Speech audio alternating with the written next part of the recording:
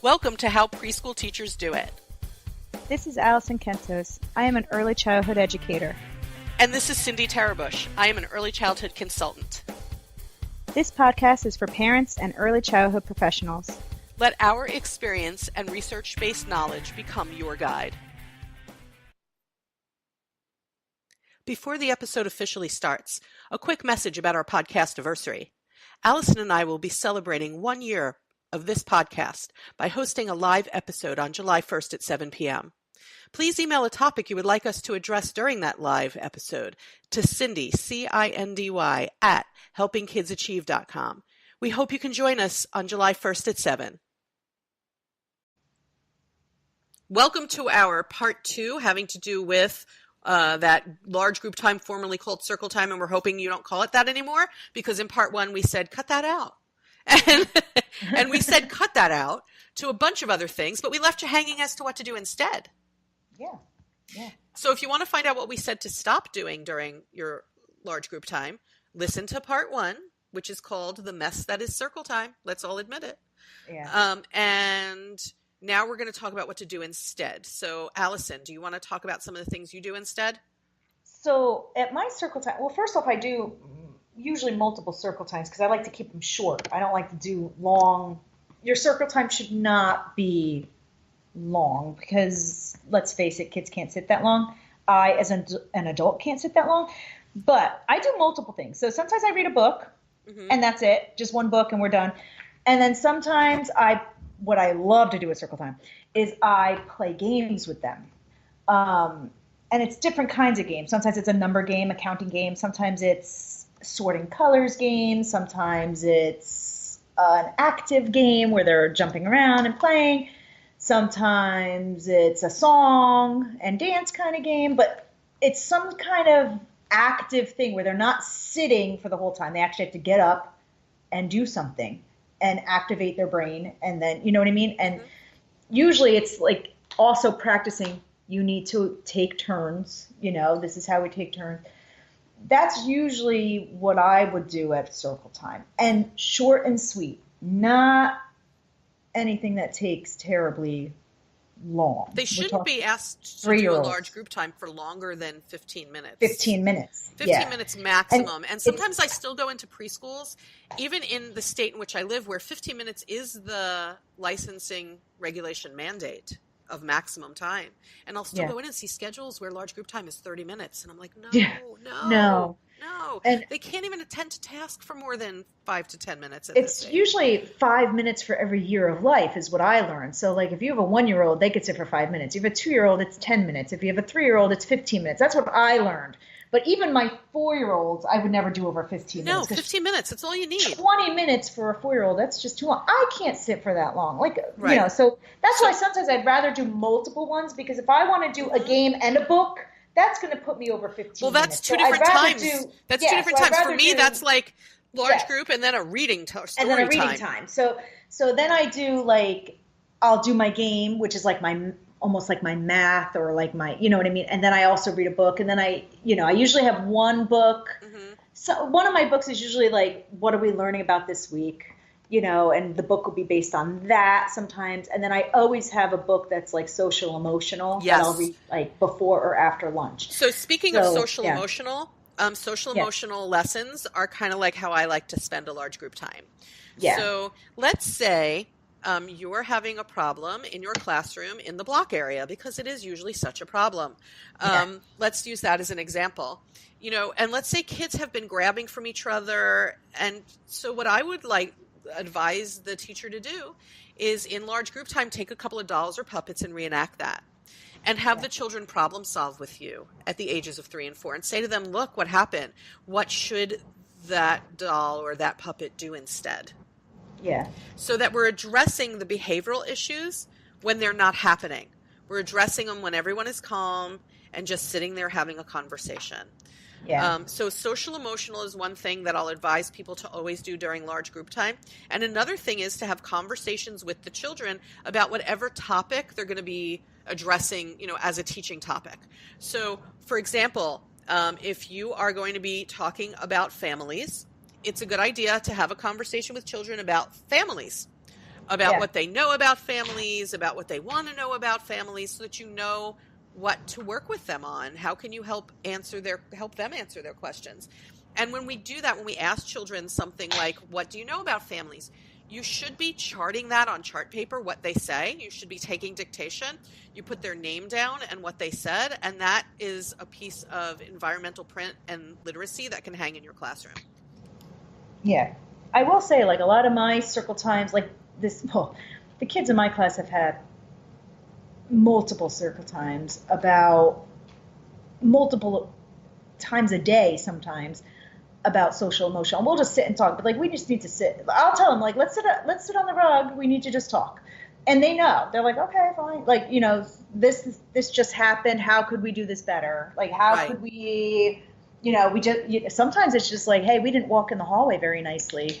You know, what are we going to do next time? Because I feel like if you don't talk to them about it right after it happened, then it's gone. Like they're just like, well, that was like 20 minutes ago. We don't care, you know, or we don't remember, or we don't, you know what I mean? If you don't do it right away, I might not talk about the particular incident. I might just bring it up as a topic. Like, you know, I could talk about it 3 days later and be like, look at what happened, you know, with puppets or dolls or something. Yeah. And just be like, what should they do? Or something that I just want them to learn about about self-regulation, which is self-regulation is like, you know, being able to think about their own actions and to make good decisions.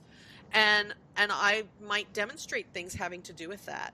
I also want to just have conversation with them. In today's technological world, there's not enough back and forth conversation.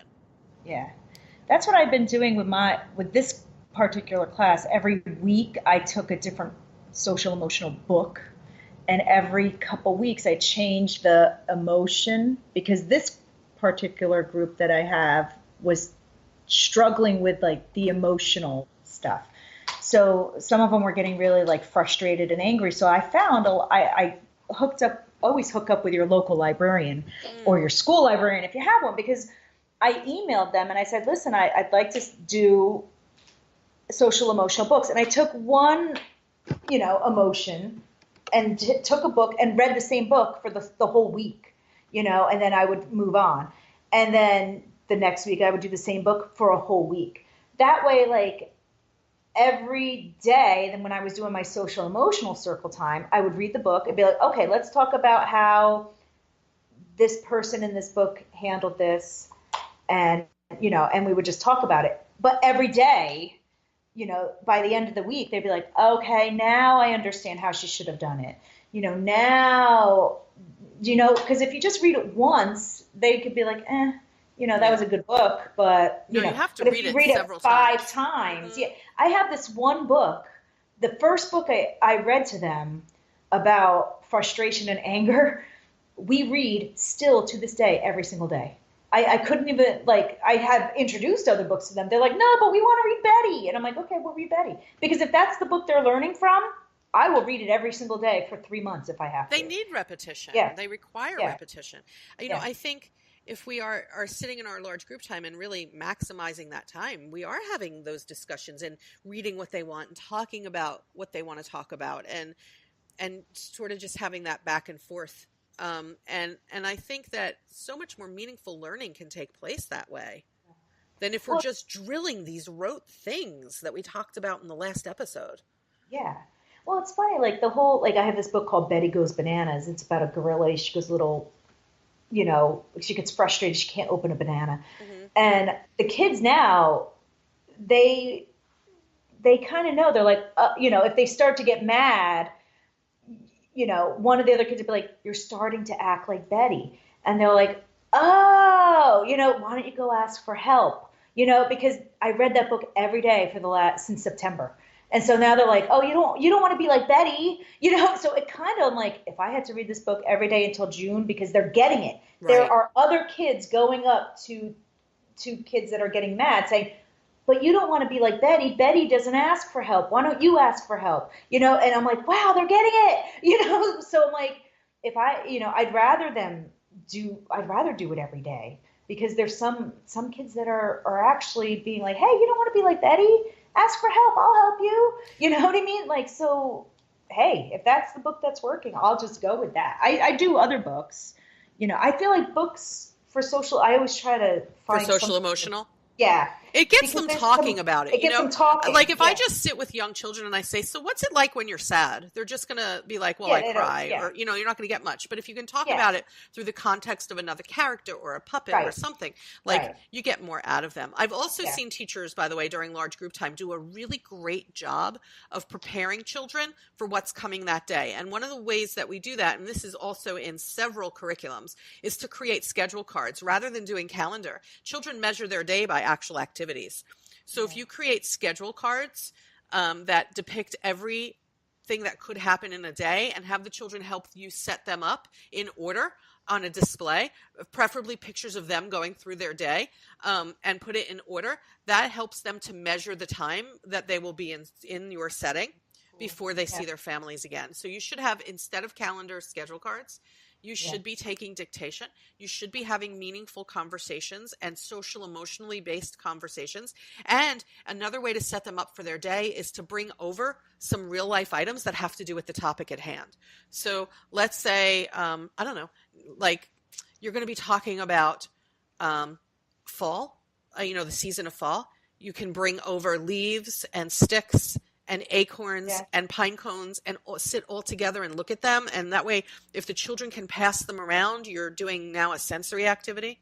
Yeah. I carved an entire pumpkin at my circle time. Nice. Nice. When it was Halloween week, I had them all wear their smocks. And I said, sit here. We're going to open this pumpkin. First, we predicted what we thought was in the pumpkin, which were some very cool little predictions, and we wrote them all down. And then I said, okay, and now we're going to open them up. We're going to open it up and see what's inside. And then I put it in this, sensory bin, and I said you could feel it and everything, and that's what we did. I mean, that circle time lasted a little longer, but I mean, it was, they loved it. I mean, they smelled it, they felt it, they everything. I mean, I have some awesome photographs of it. It's like a brochure for what you should do at circle time. I mean, it's just like, it was great.